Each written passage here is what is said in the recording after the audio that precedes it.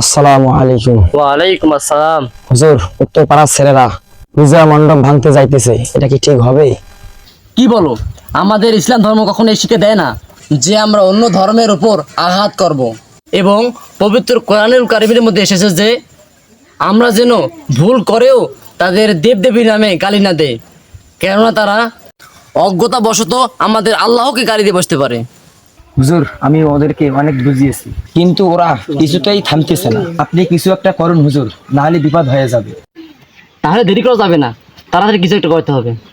আচ্ছা চলো, ওলিয়া চাচাকে সাথে নিয়ে যেতে হবে, তাহলে তার কথা মানবে। কিন্তু তুমি আর আমি যদি যাই তাহলে আমার কথা কেউ মানবে না। চলো। এই তোরা কই রে? রেডি হয়েছিস? আমি তো পূজা মণ্ডপের কাছে আছি। আরে আমরা রেডি আছি। যে সময় আসতে বলেছি ওই সময় আসবি, একটু দেরি করবি না। তুই কোনো চিন্তা করিস না, আমরা সময় মতো পৌঁছে যাব। আচ্ছা, ফোন রাখি। আচ্ছা রাখ। এই চল তোরা, চল চল চল। আরে ওটা অলিয়া চাচার ছেলে সাকিব না? তাই তো দেখতেছি। চল ওর কাছে গিয়ে ওর বাবার নাম্বারটা নেই, তারপর ওর বাবার সাথে যোগাযোগ করে যাবো ওই উত্তর পাড়ার ছেলেদের কাছে চল। এই থাম থাম থাম থাম, তোমরা কোথায় যাইতেছো? এই তো হুজুর, এই পূজা মণ্ডপে যাইতেছি। পূজা মণ্ডপে? পূজা মণ্ডপে তোমাদের কি কাজ? না মানে হুজুর, আমার একজন হিন্দু ফ্রেন্ড আমাকে ইনভাইট করেছিল, তো ওইখানে যাইতেছি। যেটা ভাবতেছিলাম সেটা নয়। কি বললে তোরা? তোরা পূজা করতে যাচ্ছ? আরে যা, আপনি কি এখানে কম শোনেন নাকি বোঝেন কম?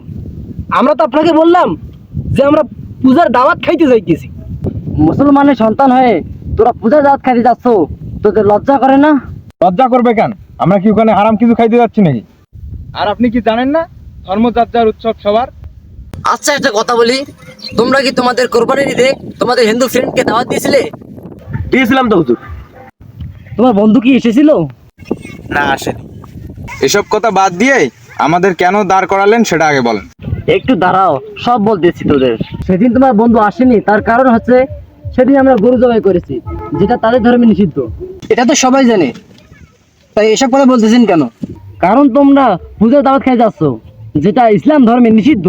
দেখেন হুজুর, এখানে আমরা দাওয়াত খাইতে যাচ্ছি, মজা করতে যাচ্ছি, পূজা করতে নয়। আচ্ছা একটা কথা বলি, যদি তোমাদের কেউ গালি দেয় তোমাদের কি ভালো লাগবে? ভালো লাগা তো দূরের কথা, আগে তাকে ধোলাই হবে।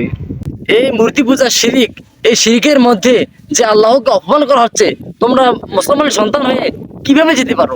আমার তো চিন্তাই আসে না। আপনি কি বলতে চাচ্ছেন একটু খোলামেলা ভাবে বলেন। মূর্তি পূজা করলে শিরিক করা হয়, এটা ভয়াবহ গুনাহের কাজ।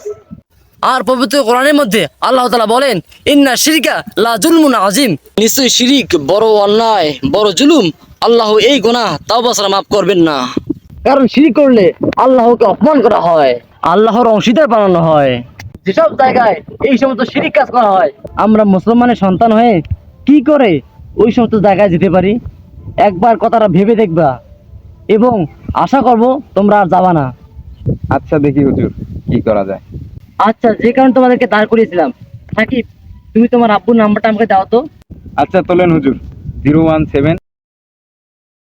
আচ্ছা তাহলে পূজার অধিকার যাইও না, ঠিক আছে তাহলে যাও। আচ্ছা কি বলিস তোরা? হুজুর তো যা বললো কোরআন হাদিস সেই কথা বললো, তা আমি মনে করি আমাদের সেখানে না যাওয়াটাই ভালো হবে। তোরা কি বলিস? চল আমরা ফিরে যাই। চলো আমরা আর যাবো না।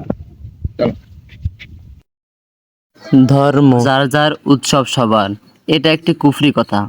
এটা না বলে আমাদের বলা উচিত ধর্ম যার যার, মানবতা সবার। মানুষ মানুষের জন্য, মানুষ হিসাবে আমরা সকলের সহযোগিতা করব, বিপদে আপদে পাশে দাঁড়াবো, সকলের খোঁজখবর রাখবো, বন্ধুত্ব রক্ষা করব ইনশাআল্লাহ।